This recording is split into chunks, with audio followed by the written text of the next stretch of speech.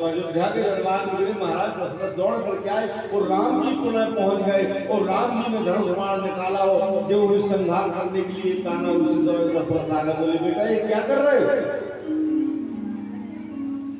बोले पिताजी इस मगर ने भैया के प्राण ले लेता और ये मगर भैया को मारने के लिए जल में पकड़ा था।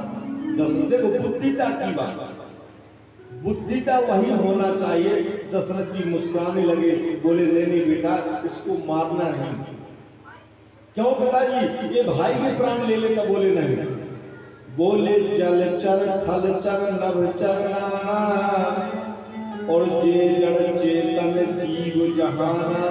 जल में चलने वाला जीव, आकाश में उड़ने वाला जीव और पृथ्वी में चलने वाला जीव, इनको एक याद नहीं होता है। जल में चलने वाली जीव, जल में अगर चावल के दाना डाल दो तो वो तो जल का जीव दौड़ेगा खाने के लिए। मृतलोक में पृथ्वी में जो जीव चल रहे हैं वो दिन भर खाने के लिए, आकाश में जो पक्षी उड़ रहे हैं वो खाने के लिए। तो बेटा तुम्हारी गलती, तुम क्यों गए थे जलाशय में? तुम गए थे इसलिए उसने पकड़ लिया तुमको जल में प्रवेश हो। पिताजी मैं बता, बोले नहीं राम फालतू बात मत करो, तुम बेटे हो, बेटे जैसे रहो। पहले सियानों की बात को मान देते। राम जी नीचे सिर करके रह गए। राम जी ने कहा जाओ। राम जी मन ही मन में सोचे, जिस समय राम लक्ष्मण वनवास गए, लक्ष्मण जी को शक्ति लगी तो राम जी गोद में ले लेके और रोने लगे। गोस्वामी जी प्रमाण देते हैं रामचरितमानस में कि जो मैं जाना बंधु बिछोहू पिता वचन माना ही नहीं होहू। अगर मैं जानता कि वनवास में मेरे भाई से बिछोह कर देगा तो मैं उसी समय मार देता।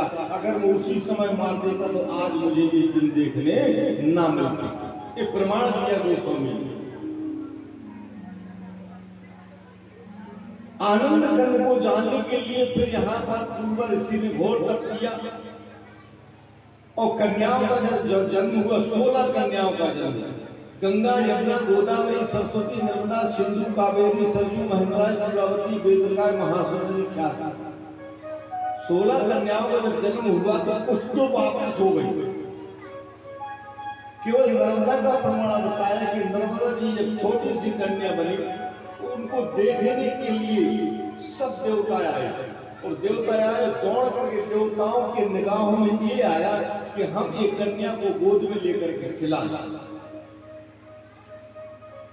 दौड़ रहे पकड़ने के लिए, लेकिन कहीं गुप्त हो जाती हैं, कहीं छुप जाती हैं, कहीं प्रज्वलित हो जाती हैं, कहीं मंदी हो जाती हैं, कहीं धीमी गति से चलती हैं। देवता परेशान होगा पकड़ते पकड़ते। भगवान से कहने लगे पकड़ नहीं पाओगे। हाथ जोड़ करके कन्या ने पिता से वरदान मांगा, हे पितामह आप मुझे ऐसा वरदान दो कि मैं संसार में छाए रहूं, प्रलय में भी मेरा जल नष्ट न हो।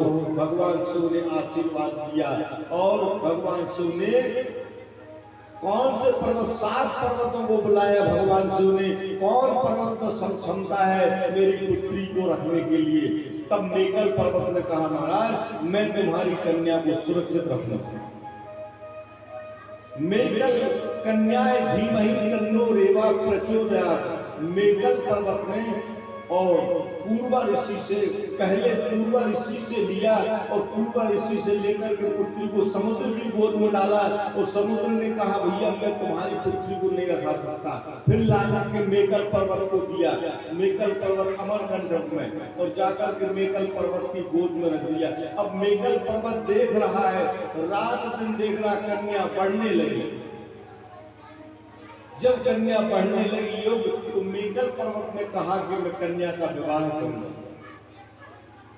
ब्रह्मापुत्र सोनभद्र के साथ में इनकी बातचीत हुई, इनका विवाह की तैयारी हुई और उसी मेघल पर्वत अमरकंठ में सोनभद्र की विवाह करने के लिए आया और दूल्हा बन करके आया।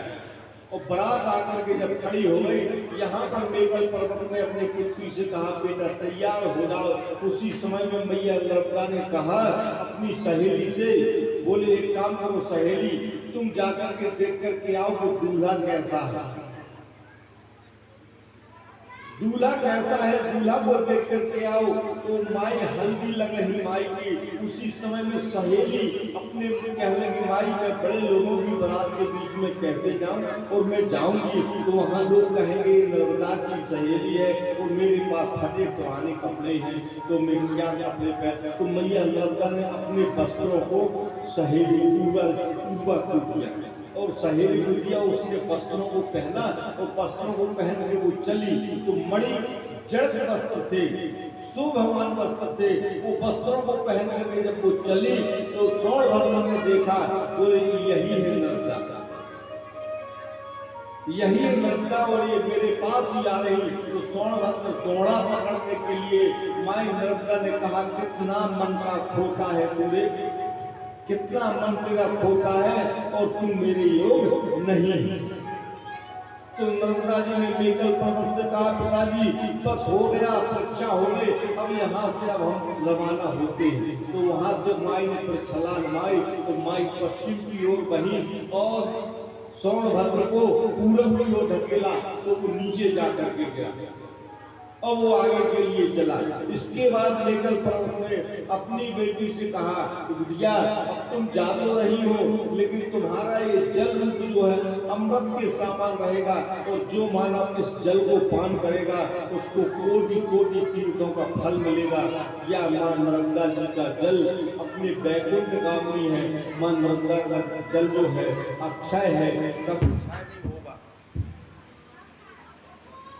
और पुनीत पावन के साथ पर ये पुनीत अवसर देने वाला है। मां नर्मदा जी का जल जीते जीते प्राणी को पवित्र करता है, मृत्यु के बाद में पवित्र करता है।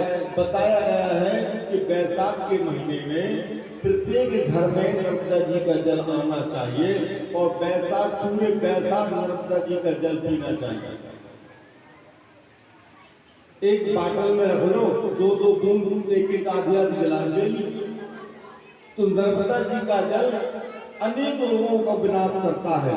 नर्मदा जी का जल सुपात्रता करता है। नर्मदा जी का जल अगर कह दिया जाए कि पापों का नाश करता है तो ये बात सत्य है। मेकल पर्वत ने अपनी बिटिया को समझाया और नर्मदा जी का जल जब अमरकंठ से बहा तो वहां पर एक बांस लगे हुए थे। वंशोस्तु पूजनम सहस्राज नर्मदा जी ने कहा है कि बांस को आशीर्वाद नर्मदा जी ने दिया है कि इस बांस का जो परिक्रमा करेगा।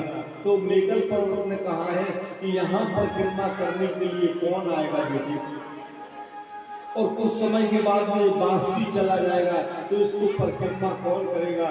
तब उन्होंने मां ने कहा है कि प्रत्येक के विवाह के समय में बांस संस्कार बनेगा। विवाह होता जब लगता है ना बांस,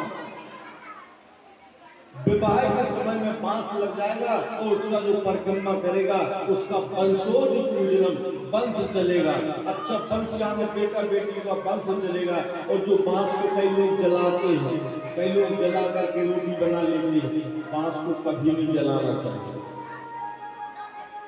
बांस को जलाने से वंश में क्षति पहुंचती है, इसलिए बांस को नर्मदा जी ने आशीर्वाद दिया है कि जो भी भक्त बांस को अगर सुपात्रता रखेगा तो उसके घर में कुपात्रता कभी नहीं आएगी। बांस की मानता करेगा, बांस का पूजन करेगा और नर्मदा जी मंद गति से वहां से पहुंचे।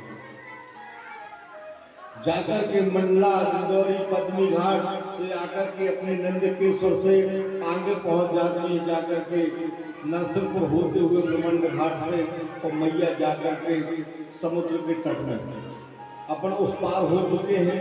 उस पार उस तट में अपन मीठी तलाई में उतरी हुई है। मीठी तलाई से वहां से मैया का प्रभाव बढ़ता है। अगर मैया का प्रभाव जो है दोनों पट नर्मदा जी की परिक्रमा करना चाहिए, एक दक्षिण पट और उत्तर पट।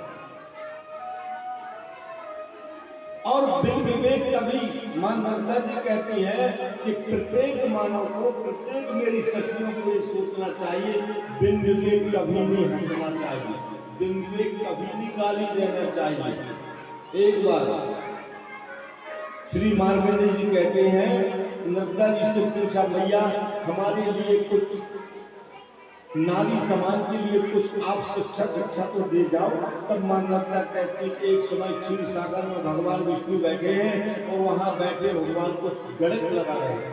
अगर जिस नारी ने अपने पति का मुखारबिंद न पहचान पाई वो नारी किस काम की?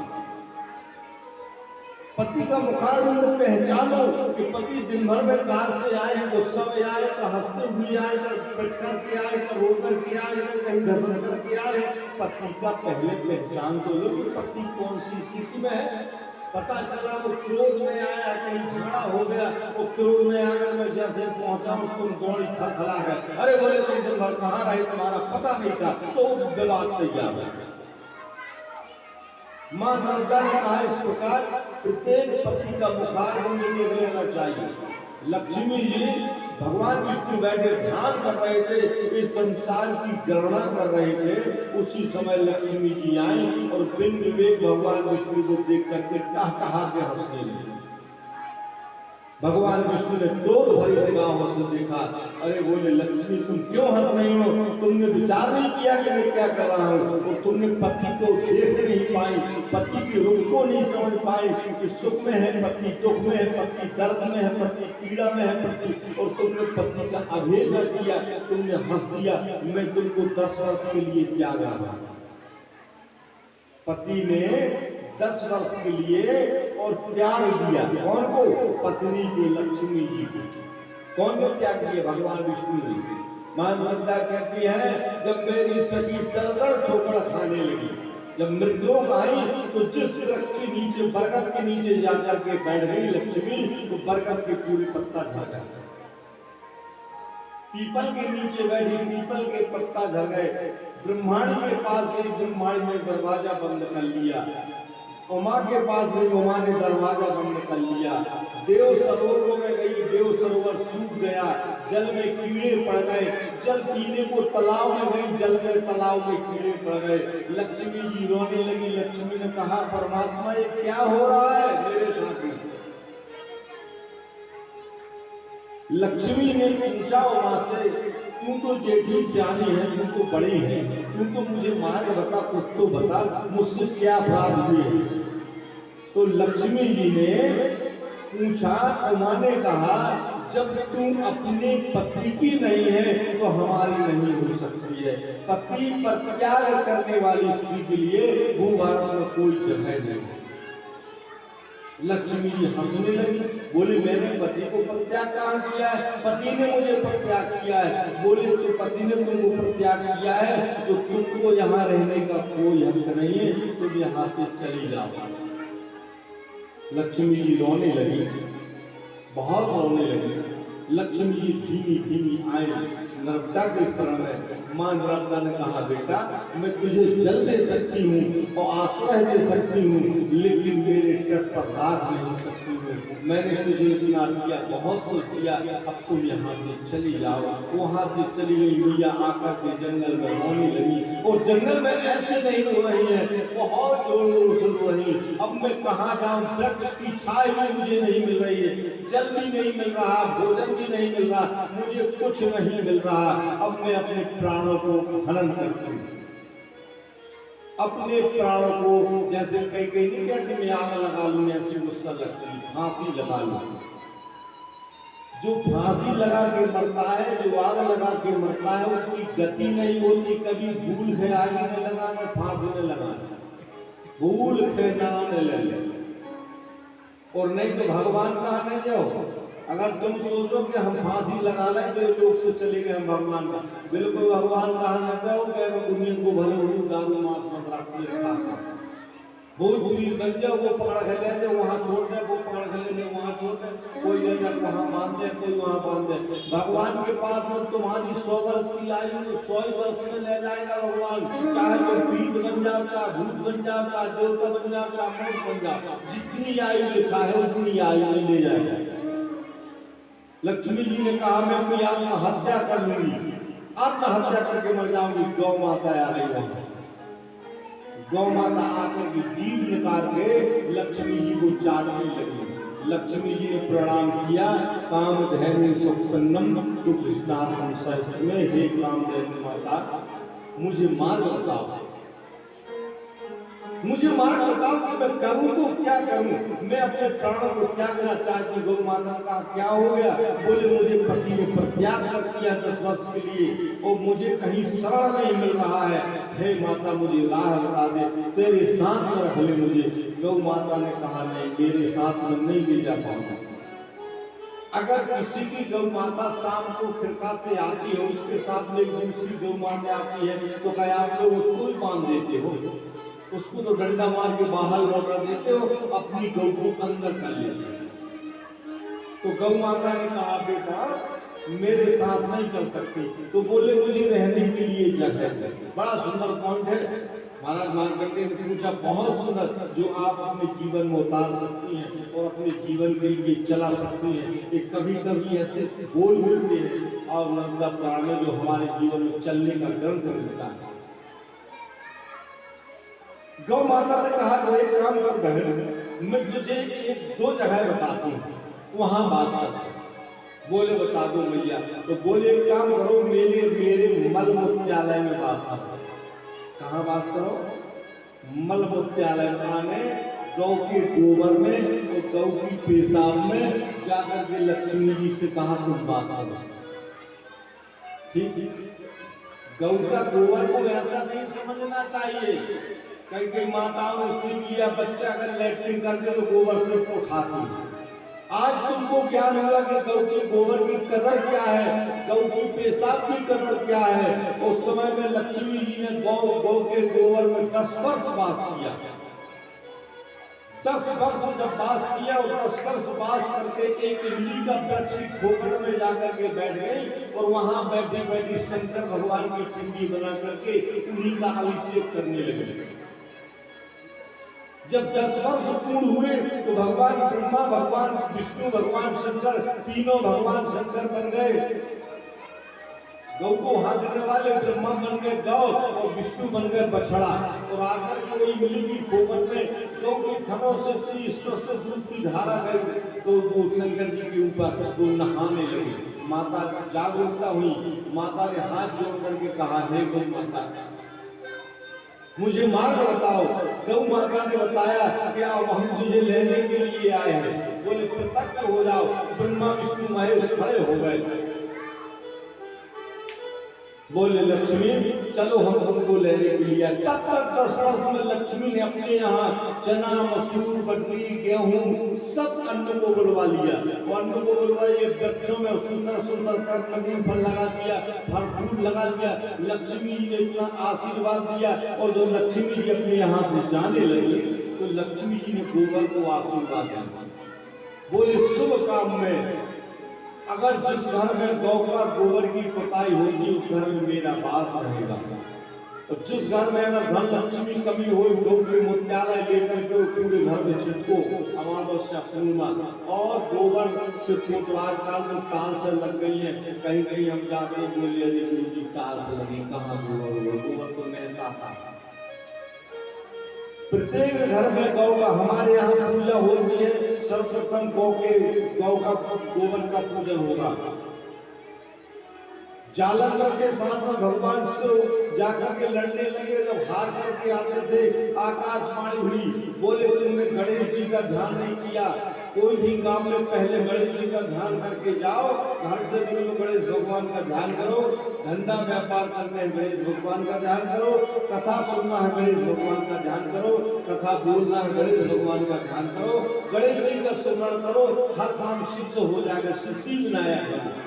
आकाशवाणी हुई, बोले शिव जी तुमने गणेश का पूजन नहीं किया। बोले कौन गणेश? तो मेरा बेटा है, मैं उसका पूजन कैसा कर सकता हूँ? बोले तुम्हारे गणेश की पूजा नहीं, गौरी गणेश की पूजा करना, गोबर की पूजा करना है। लक्ष्मी ने उनको आशीर्वाद दिया है कि जो भी सज्जन गोबर से अपने ग्रह को पोतेगा और जो भी अपने गोबर से उनको पूजन करेगा और जो भी गोबर के गणेश जी बना करके कहीं मैंने देखा माताओं को। अभी मैं धार ताल में जब पुराण चलता था वहां देखा मैंने पूरे मोहल्ला में माता क्या काम करती थी। एक पत्ते का दोना बना करके उसमें गोबर रख लेती और वो अखंड हो गया, सूख जाता था गोबर। और जब भी पूजा करने जाती थी पहले गोबर को स्नान ध्यान करा दे, तिलक लगा दे, फिर दूसरी देवताओं का पूजन किया। अखंड गौरी गणेश बना करके रख लिया, हमेशा पूजा करने लगे। ये नहीं कि एक दिन भर जब कथा सुनो जब भर गौर गणेश बना, नहीं, अखंड गौर अपने अपने घर गौर गणेश बना के जो रख लिया, वो गौर गणेश की पूजा डेली करते। अपने मंगीला में धुएं में से कई घर है, मैं तो मैं भी हुआ तो 4 की बात है, जैसे